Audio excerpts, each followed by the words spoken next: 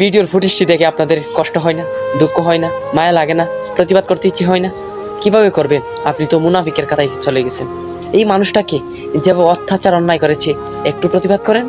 তাহলে আজকের এই ভিডিওটি শুরু করি। কিসের জন্য, মূলত কোন জায়গা থেকে, কিভাবে ঘটনাটি এসেছে। মৌলানা রশিদউদ্দিন খোকন সাহেব ছিলেন ঢাকা গাজীপুরের একটি মসজিদের ইমাম ও খতিব। আপনারা জানেন যে ফিলিস্তিনের প্রতি যে নির্মম অত্যাচার, অন্যায়, অবিচার এবং খুন এবং খুম হচ্ছে, আমাদের বাংলাদেশের আহলে সুন্নাত ওয়াল জামাত যে 26শে এপ্রিল ম্যাস গ্যাদারিং ফর প্যালেস্টাইনের পক্ষে এক মহাসমাবেশ আয়োজন করেন এবং এখানে অনেক চক্রান্ত চলে এবং সকল চক্রান্ত পেরিয়ে লক্ষ লক্ষ মানুষের ঢলের মাধ্যমে জাতীয় প্রেস ক্লাবে ঢাকায় অনুষ্ঠিত হয়।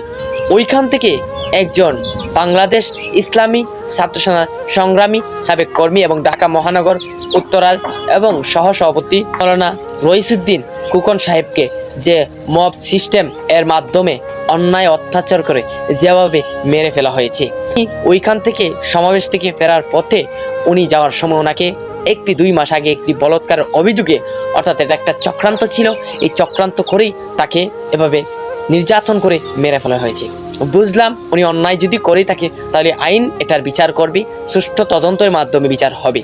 সবচাইতে দুঃখের বিষয় এবং কষ্টের বিষয় জানেন, যে প্রশাসনকে আমরা ভালোবাসি, বিশ্বাস করি, বিশেষ করে আহলে সুন্নাত ওয়াল জামাত শান্তিপ্রিয় একটি দল, কখনো দাঙ্গা হাঙ্গামা বা বিভিন্ন ভাঙচুরের মধ্যে কখনোই ছিল না, থাকবেও না, এটা আপনারা জানেন।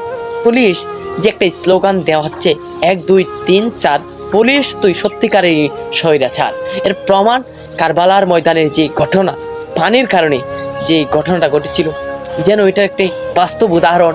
যারা জানমাল দেশের মানুষের রক্ষা করবে তারাই আজকে কিন্তু এই স্বৈরাচারের একটি ভাব দেখাচ্ছে।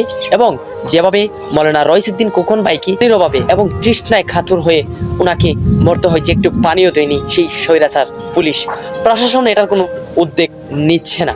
বাংলাদেশ ইসলামী ছাত্র সেনার প্রতিটা জায়গা থেকে শান্তিপ্রিয়ভাবে সমাবেশ এবং বিক্ষোভের আয়োজন করে প্রতিটা জায়গায় তাদের সুষ্ঠু তদন্তের মাধ্যমে যেন বিচার আওতায় আনা হয়, কিন্তু আনা হচ্ছে না।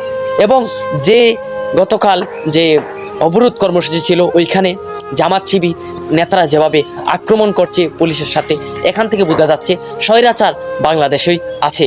বর্তমানে যে আমরা আন্দোলন করেছি, সংগ্রাম করেছি, এর জন্যে আমাদের কাছে মনে হচ্ছে আমাদের জীবনের সবচাইতে বড় ভুল। আমরা এক দফা এক দাবি থেকে শুরু করে বৈষম্য বিরোধী ছাত্র আন্দোলনের পক্ষ থেকে এবং মাধবপুর উপজেলা থেকে আমরা 6 জুলাই গণঅভ্যুত্থানে আমরা মাঠে নামি এবং আমরা স্বৈরাচার মুক্ত একটি বাংলাদেশ করার চেষ্টা করি এবং আমরা সফল হয়েছি।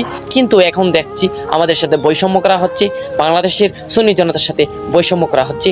বাংলাদেশের মধ্যে 12,000-এর উপরে পীরের দরবার আছে, সেখানে 6 কোটি মরিদান, ভক্ত মরিদান আছে এবং এর বাইরে 4 কোটি বাংলাদেশের মধ্যে সুন্নি সমর্থন আছে।